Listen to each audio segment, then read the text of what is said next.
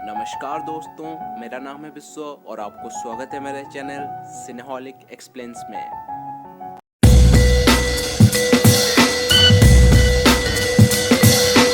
दोस्तों, आज मैं हाल ही में आई नेटफ्लिक्स की मूवी एक्सट्रैक्शन की स्टोरी डिस्कस करूंगा।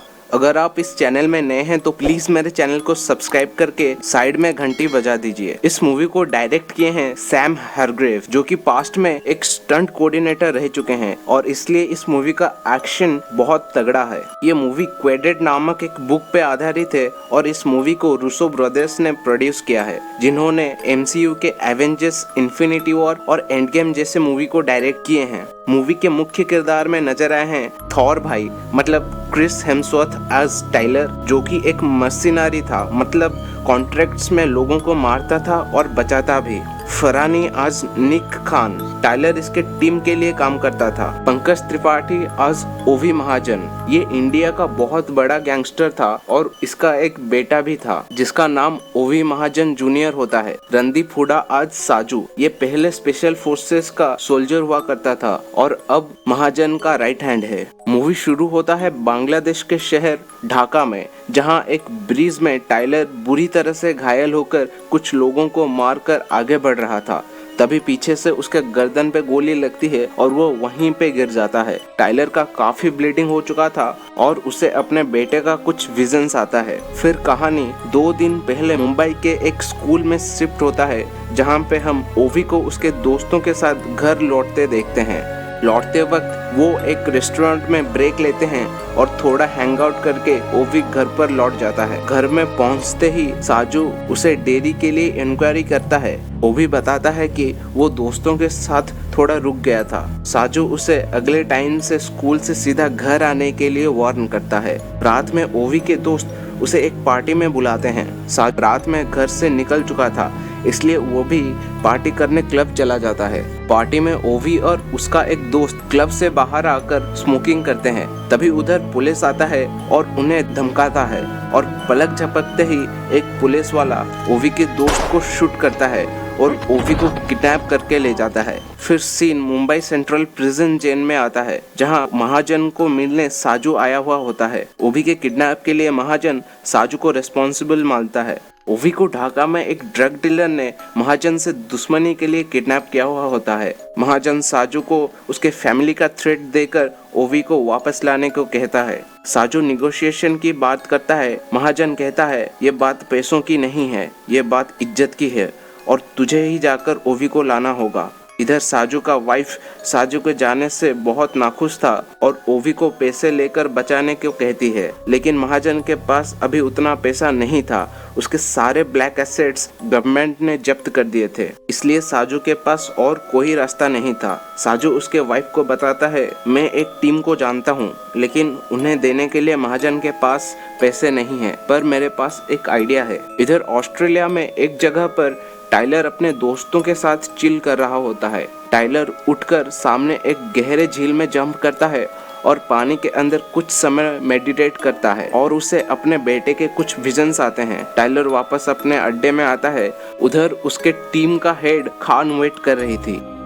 खान टाइलर को ओवी को बचाने का मिशन देता है। इधर साजू भी ढाका के लिए रवाना हो जाता है। ढाका में खान और उसका टीम ओवी को बचाने का प्लान डिस्कस करते हैं। ओवी को ढाका का biggest drug mafia Aamir Asif ने किडनैप किया था। टाइलर ओवी को किडनैप स्पॉट से छुड़ाकर एक बोट में नदी पर 15 किलोमीटर आगे हेलीकॉप्टर तक लेकर पहुंचना था। टाइलर निगोशिएशन का ढोंग दिखाकर पहले ओवी के पास जा पहुंचता है। जब किडनैपर्स उसे पैसे की मांग करते हैं तो टाइलर एक एक को मौत के घाट उतार देता है। आखिरी में एक छोटा सा बच्चा टाइलर के ऊपर गन ताना हुआ बच जाता है, लेकिन टाइलर उसको उसका जान बख्श देता है। अंदर गोलियों की आवाज सुनकर बाहर मौजूद गुंडे भी अलर्ट हो जाते हैं, लेकिन उन्हें टाइलर का एक साथी स्नाइपर से सबको मार देता है। टाइलर ओवी को एक कार में लेकर शिप की ओर निकल जाता है। इधर आसिफ को जब ये बात पता चलता है तो वो पूरे शहर में नाकाबंदी करवाता है। आसिफ बहुत पावरफुल माफिया था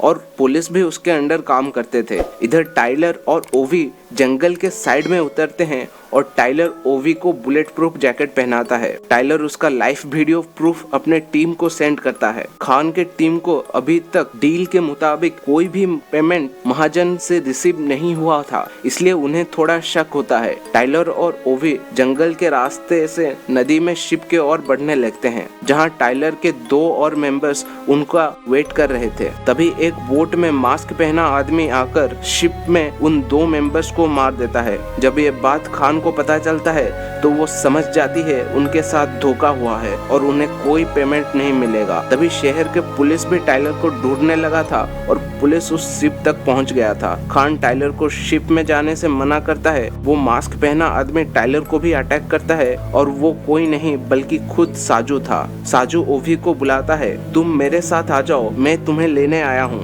लेकिन टाइलर ओवी को नहीं छोड़ता है और उसे लेकर कार में भागने लगता है। अब टाइलर के पीछे दोनों पुलिस और साजू लग चुके थे। रास्ते में टाइलर साजू और पुलिस के गाड़ियों के बीच फंस जाता है और वो ओवी को लेकर एक बिल्डिंग में जा छुपता है। उधर टाइलर एक एक करके सभी पुलिस ऑफिसर को मारकर ओवी को लेकर निकलने लगता है।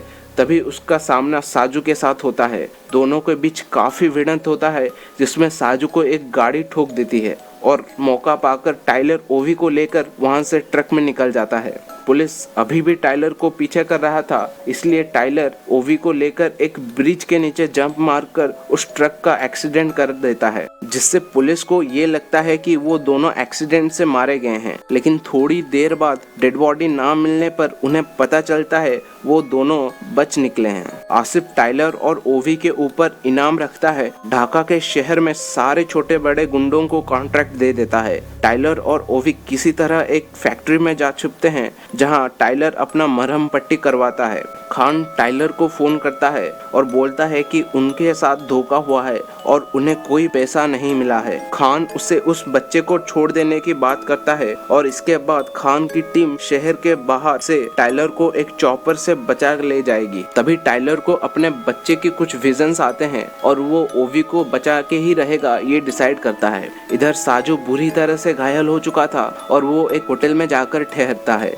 उसका नोज का बोन टेढ़ा हो गया था, जिससे वो जबरदस्ती सीधा करता है और फ्रेश होकर अपने घर को फोन करता है और अपने बच्चे से घर बहुत जल्द लौटने की प्रॉमिस करता है। मीनवाइल टाइलर और ओवी उस फैक्ट्री से बाहर निकलने की कोशिश करते हैं और उन्हें कुछ गुंडे पकड़ लेते हैं। टाइलर वहां से बचकर ओवी को लेकर एक गटर के बंकर में जा छिपता है और खान को फोन करता है। टाइलर खान से जास्पर को मदद मांगने के लिए कहता है। जास्पर पास्ट में टाइलर का क्रू मेंबर था और अब ढाका में रहता है। पहले किसी मिशन में टाइलर ने जास्पर का जान बचाया था, इसलिए जास्पर टाइलर को मदद करने के लिए दोनों को अपने घर लेके जाता है। टाइलर और ओवी अपने पास्ट के बारे में डिस्कस करते हैं और ओवी टाइलर को उसके फैमिली के बारे में पूछता है। टाइलर बताता है कि उसका बीवी उसे छोड़कर जा चुकी है और उसका एक बेटा था जो कि कैंसर से मर गया था। अब वो सिर्फ पैसों के लिए काम करता है। जास्पर टाइलर को बताता है कि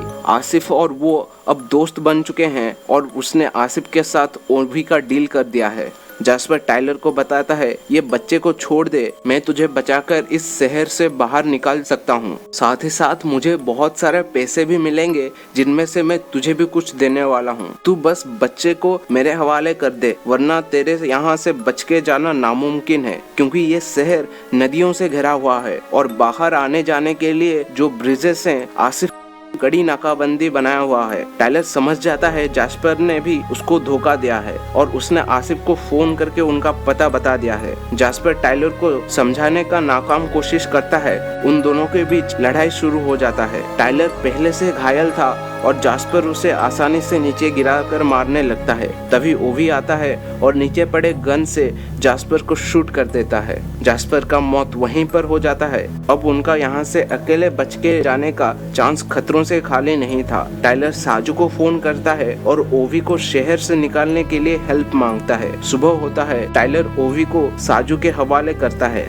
और बताता है, मैं यहाँ पे लगे नाकाबंदियों के ध्यान बटाऊंगा और तुम बच्चे को लेकर ब्रिज के उस पार चले जाना। टाइलर थोड़ी दूर से नाकाबंदी जगह पे फायरिंग करके उनका ध्यान बटाने का कोशिश करता है और साजू ओवी को लेकर चुप चुप के निकलने लगता है। साजू और ओवी किसी तरह ब्रिज तक जा पहुंचते हैं, लेकिन ब्रिज के शुरुआत में एक पुलिस ओवी को पहचान जाता है। इधर खान और उसकी टीम ब्रिज के उस पार निकल चुके थे। साजू और ढाका के पुलिस के बीच काफी फायरिंग होता है, लेकिन साजू ओवी को ब्रिज के बीच तक पहुंचा देता है। टाइलर भी पीछे से गुंडों और पुलिस वालों को गोली से भूनते हुए ब्रिज तक पहुंच चुका था। साजू के ऊपर पुलिस एक चॉपर से भी अटैक करता है, लेकिन ब्रिज के उस पार से खान चॉपर को मार गिराता है। आसिफ के आदमी कहीं से स्नाइपर से साजू को हेडशॉट देता है। साजू उधर ही शहीद हो जाता है। स्नाइपर वाला बंदा ब्रिज के उस पार खान के कुछ मेंबर्स को भी मार गिराता है, जिससे खान को उसका पता लग जाता है।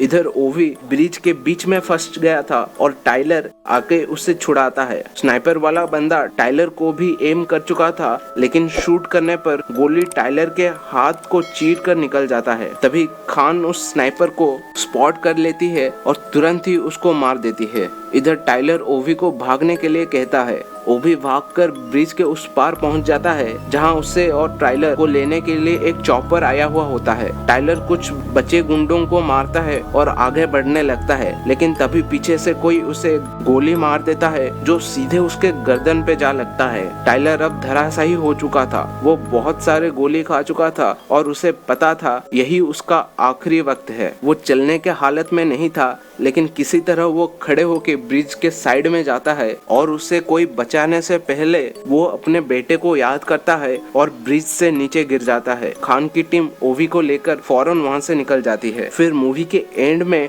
डायरेक्टर ने 8 महीने बाद का 2 सीन्स को एक साथ दिखाया है, जहां ढाका में किसी बार के टॉयलेट में खान आसिफ को मारकर अपने टीम मेंबर्स का बदला लेती है और दूसरी तरफ ओवी एक स्विमिंग पूल में डाइव करता है और कुछ समय खुद को अंडर वाटर में रखता है। वापस सरफेस पर आने के बाद उसे पूल के साइड में कोई खड़ा मिलता है, जिसे डायरेक्टर ने ब्लर दिखाकर मूवी के एंडिंग को ऑडियंस पे छोड़ दिया है। आइदर वो टाइलर हो सकता है जो कि उस दिन बच निकला हो, क्योंकि मूवी के शुरुआत में हमें दिखाया गया था कि टाइलर गहरे पानी में भी काफी टाइम तक सरवाइव कर सकता है, और ये भी हो सकता है कि ये कोई टाइलर नहीं है, बल्कि ये सिर्फ ओवी के विजन से, जैसे टाइलर को उसके मरे हुए बेटे के आते थे। तो दोस्तों, ये थी एक्सट्रैक्शन की फुल स्टोरी। अगर आपको मेरा वीडियो पसंद आया है तो लाइक कीजिए और अपने दोस्तों के साथ शेयर कीजिए। मुझे सपोर्ट करने के लिए चैनल को प्लीज सब्सक्राइब करके साइड में घंटी को बजा दीजिए, जिससे आपको मेरे वीडियोस के नोटिफिकेशन मिल जाएंगे। हम मिलेंगे अगले वीडियो में बहुत जल्द। जय हिंद।